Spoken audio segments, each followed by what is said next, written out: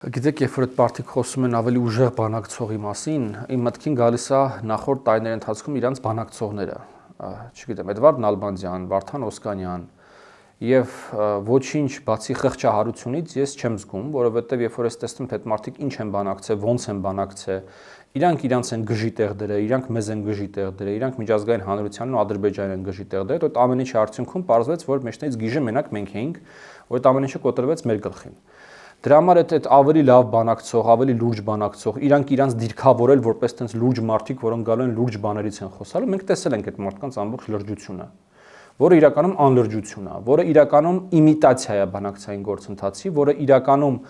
ստատուս քվոյի անընդհատ եւ անվերջ վերարտադրություն էր, այն հույսով, որ կա Ռուսաստան, կա ռուսական կայսրություն, որը մեզ անվերջ կպաշտպանի, բայց այդ հաշվարկը ուղղակի կործանվեց, իդեպ նաեւ նշեմ, որ այսօրվա իշխանությունը իր առաջին տարիներին նույնպես շարունակում էր այդ իներցիան եւ գտնվում էր այդ տրամաբանության մեջ եւ դա այս իշխանության երևի թե ամենամեծ արտաքին քաղաքական սխալն է եղել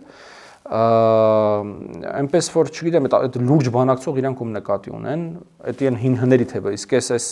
չգիտեմ մյուս թեւը որ ավելի շատ ինչ-որ այնպես բիզնես տրան լսկի կուսակցություն չունեն բիզնես ինչ որ նախաձեռնության ավելի շատ իրանց ինչա թվում որ եթե ինչ որտեղ ինչ-որ մի հատ բիզնես մոդները ստացվել ապա միջազգային հարաբերություններ է ստացվել դրանք շատ տարբեր բաներ են եւ վերջապես երրորդ բանակցային գործընթացները ավելի լավ բանակցող ավելի վատ բանակցող տրամաբանության մեջ չեն